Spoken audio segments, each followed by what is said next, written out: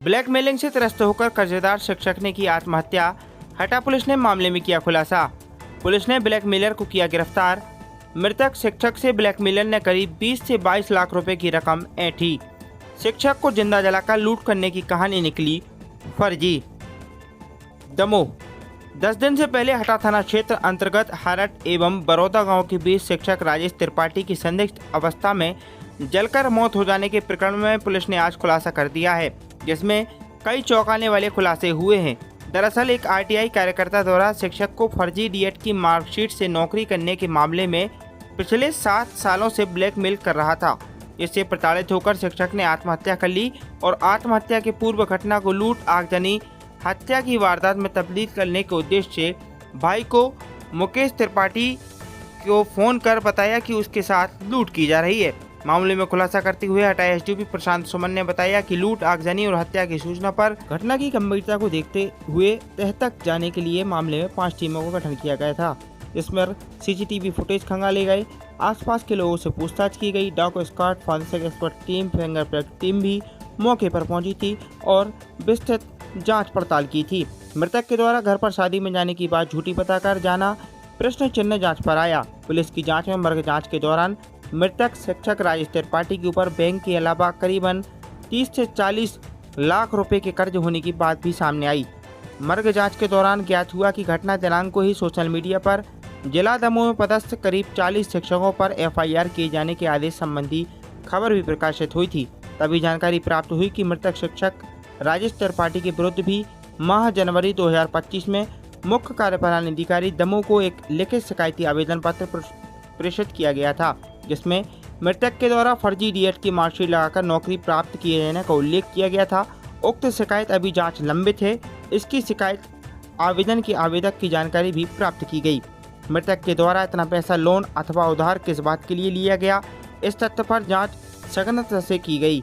जो मृतक के मोबाइल की सीडीआर पर पाए गए साक्ष्य एवं साक्षियों के द्वारा अपने कथन में जितेंद्र भट्ट निवासी ग्राम हर्रई, थाना तेजगढ़, हाल निवासी इटारसी गांव मेहर, जिला नर्मदापुरम के द्वारा वर्ष 2018 से फर्जी डीएड की मार्कशीट होने की बात कहकर मृतक शिक्षक राजेश त्रिपाठी के विरुद्ध शिकायत करने एवं एफआईआर कर जेल भिजवाने की धमकी देकर करीब 20 से 22 लाख रुपए ऐंठने एवं इतने के बाद भी और 5 लाख रुपए की मांग करने ना देने पर लिखित शिकायत करने की बात सामने आई। इस हैरान कर देने वाले खुलासे में मृतक के सीडीआर के अवलोकन पर संदेही जितेंद्र भट्ट के द्वारा मृतक से संपर्क होना पाया गया।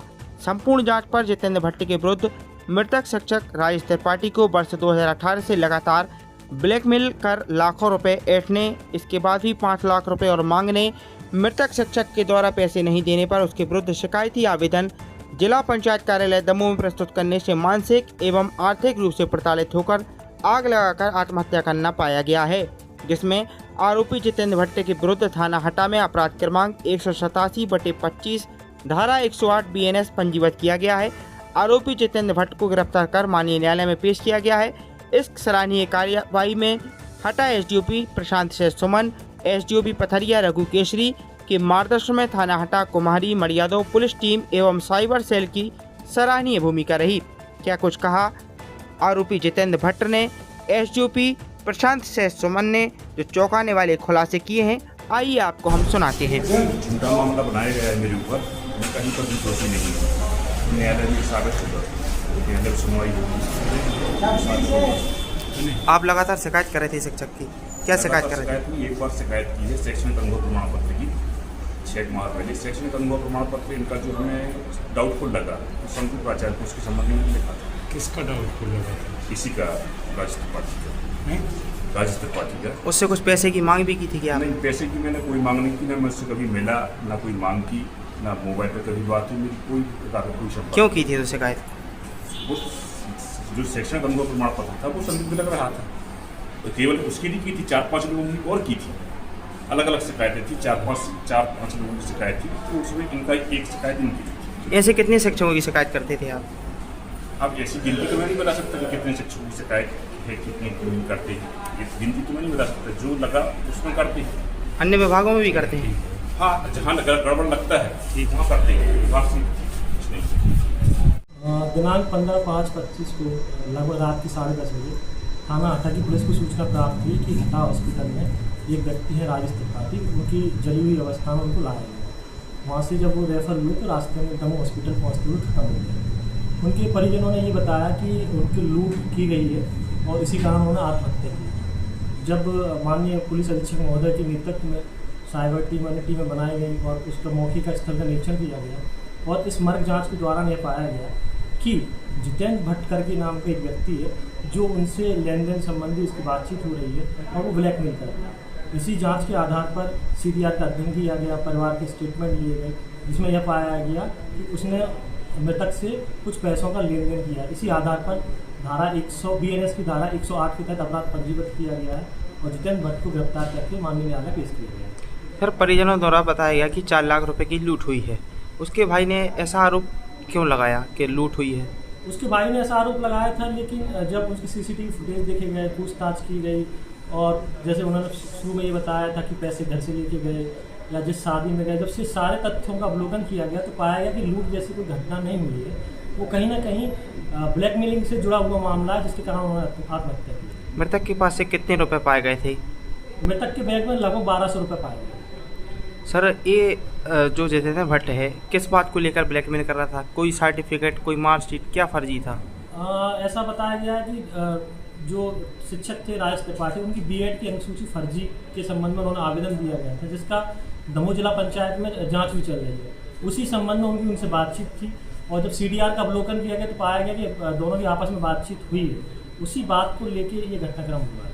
कितने पैसे ऐंठ चुका है अभी तक जितेंद्र भट्ट शिक्षक से? परिवारजनों के कथनों के अनुसार लगभग 20 से 22 लाख रुपए जितेंद्र भट्ट ने लिए हैं। एक किसी खाते में डलाए हैं कि अलग अलग किस्तों में लिए हैं एकत्रित? इसका मतलब उनकी मौखिक द्वारा बताया गया कि ऐसा मतलब रिकॉर्ड में अगर देखा जाए तो किसी अकाउंट में अभी ऐसी जानकारी नहीं मिली। तो उसके द्वारा क्या बताया गया? जितेंद्र भट्ट द्वारा प्रथम तो यही बोला गया कि उसके द्वारा एक काम किया नहीं है, बल्कि जब उसके CDR एनालिसिस के आधार पर पूछताछ की हुई तो कहीं ना कहीं उसने उस बात को स्वीकृति दी। पुलिस की सुई जितेंद्र भट्ट तक कैसे पहुंची?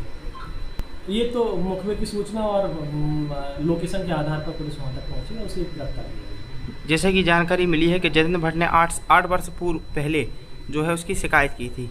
8 साल के बाद कितने समय बाद वो कांटेक्ट में आया? जो घटना दिनांक थी उससे पहले कितने समय पहले उसका कांटेक्ट हुआ? उसकी CDR के अवलोकन करने से स्पष्ट है कि अप्रैल माह में भी उसकी बातचीत हुई थी और अभी उसके बीच में निरंतर बात हुई है। तो बातचीत हो रही थी और CDR में एनालिसिस में स्पष्ट है कि इनके द्वारा भी बातचीत की गई, उनके द्वारा भी बातचीत की गई, परिवार के लोगों के द्वारा बताया गया कि लेन देन भी हुआ। तो ये लगभग अभी की ही बात है। पुलिस हत्या से आत्महत्या तक कैसे पहुंची सर?